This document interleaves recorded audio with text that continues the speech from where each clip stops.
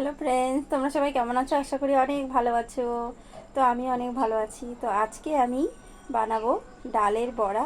তো আমাদের বাড়ির পাশে শীতলা পুজো হবে, মা শীতলার পুজো। তো সেই জন্য আগের দিনকে আমরা ডালের বড়া, পান্তা ভাত মানে ভাত রান্না করে রাখি, সেটা পরের দিন খাওয়া হয়। তো সেই জন্যই ডালের বড়া করব।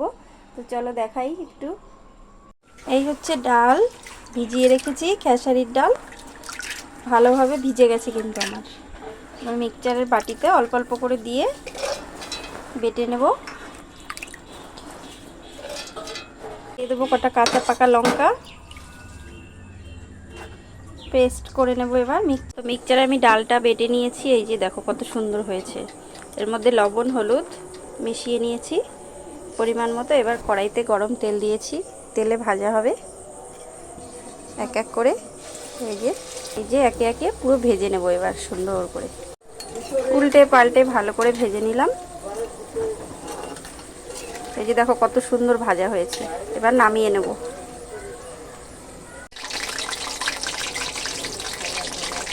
দেখো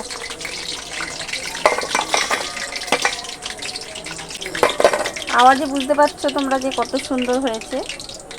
একে একে সব বড়াগুলো এভাবে ভেজে নেব। তো ফ্রেন্ডস দেখো আমার ডালের বড়া কিন্তু হয়ে গেছে। এই যে দেখো আওয়াজ করে দেখাচ্ছি আমি এটা। এই যে কতটা শক্ত হয়েছে,